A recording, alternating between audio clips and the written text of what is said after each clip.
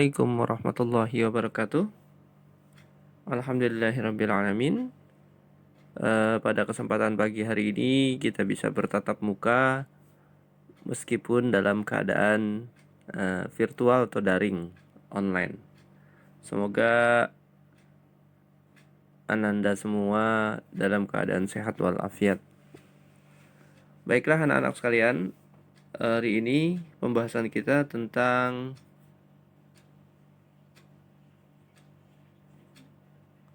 teks eksplanasi. Pembahasan sebelum-sebelumnya, jika ada pertanyaan tentang teks eksplanasi, umumnya didahului dengan artikel atau wacana yang memang fakta, keilmuan, temuan-temuan para tokoh. Ya, di buku sebelumnya, di buku 6C, semua wacana atau bacaan tentang ditemukannya benda-benda penting oleh para tokoh yang Pak Indra pernah sampaikan, maka setelah wacana itu akan ada pertanyaan-pertanyaan tentang teks eksplanasi. Ya. Maka eksplanasi itu jelas bahwa dia adalah sebuah ilmu, ya kan, buatan ilmiah, bicaranya tentang keilmuan dan fakta, bukan fiktif atau cerita-cerita legenda atau cerita-cerita mengenai karangan seseorang, ya. Baik, teks eksplanasi ini di buku yang sekarang tentang tema globalisasi.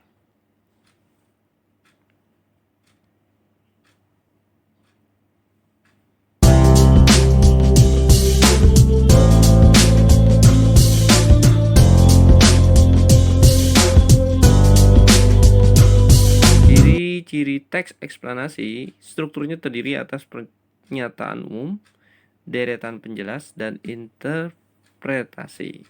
Ya.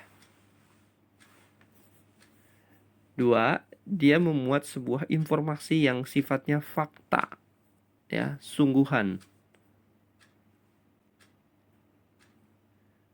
Fakta atau berita yang terkandung bersifatnya keilmuan.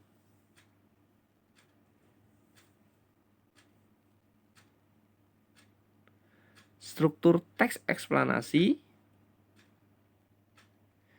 yaitu pernyataan umum, penjelasan atau deret penjelas, interpretasi atau kesimpulan. Pernyataan umum antara lain gambaran awalnya sifatnya umum dan letaknya biasanya di paragraf pertama. Penjelas atau deret penjelas inti dari sebuah penjelasan yang akan disampaikan. Biasanya adanya di paragraf kedua dan seterusnya. Kemudian interpretasi atau kesimpulan isinya adalah pandangan atau simpulan penulis. Dan dia berada di paragraf terakhir.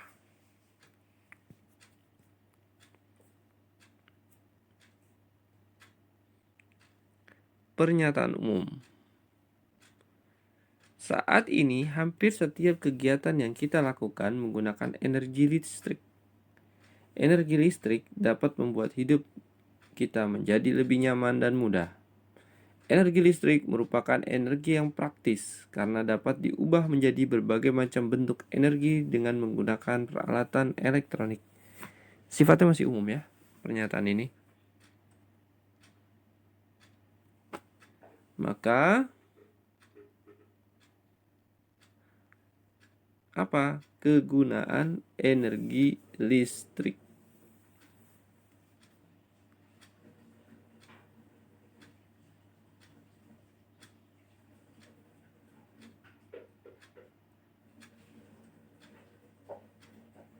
Deret penjelas. Mari kita baca bersama-sama.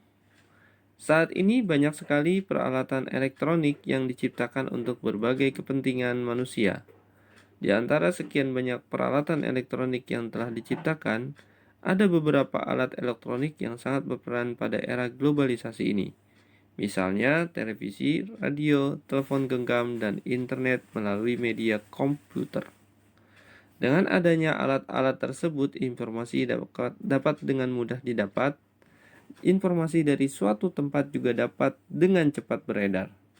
Bahkan pada era globalisasi ini, kita dapat mudah melakukan transaksi di bank maupun transaksi jual beli dengan cepat atau mudah melalui internet di komputer maupun di smartphone.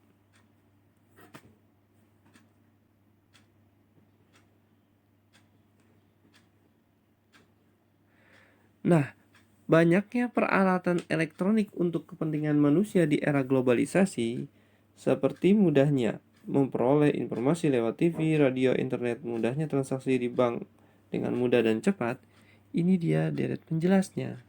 Ya, sekarang kesimpulan.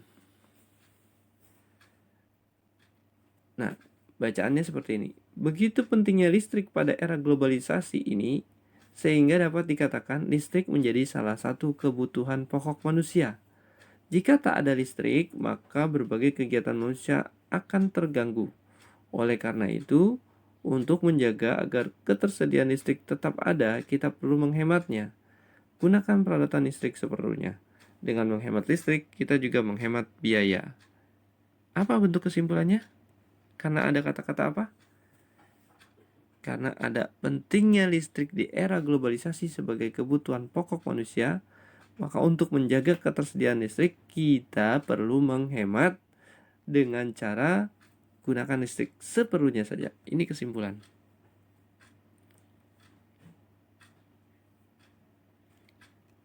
Kalian bisa lihat di halaman 21, paragraf ketiga. Pernyataan umum atau topik masalah. Silakan dibaca. Pak Indra akan diam.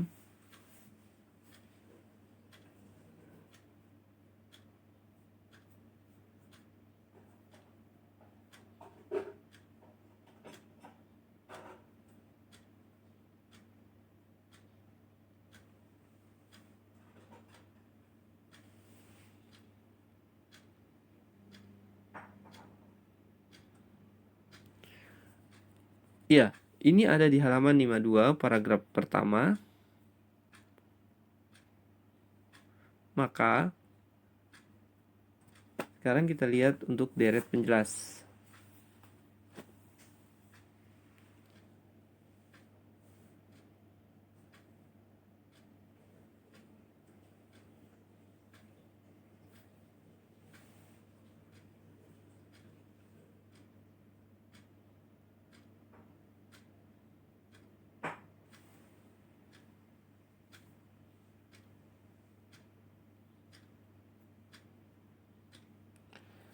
Ini paragraf kedua yang bicara tentang deret penjelas, nanti kita lihat.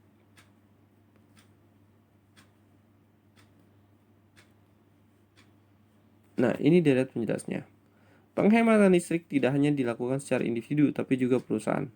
Salah satu cara yang paling mudah bagi para pengusaha untuk menekan biaya listrik, ya, dayanya, pemakaiannya, adalah dengan memanfaatkan secara maksimal. Antara lain dengan penggunaan peralatan atau mesin yang lebih hemat energi, membangun kesadaran pengusaha untuk hemat listrik, pengaturan waktu pemakaian listrik, serta melakukan audit secara periodik.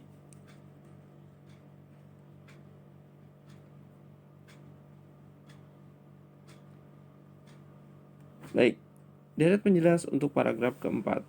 Penghematan listrik bermanfaat bagi konsumen maupun bagi pemerintah.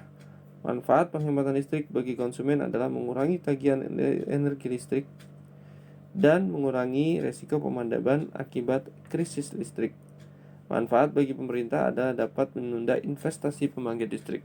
Oleh karena itu, ayo kita lakukan gerakan hemat listrik mulai dari sekarang. Baik, ini di halaman 53 kalian bisa kerjakan. Nanti setelah kerjakan, Cukup kamu stabiloin, nanti kita bahas bersama-sama. Baik, kemudian kerjakan hal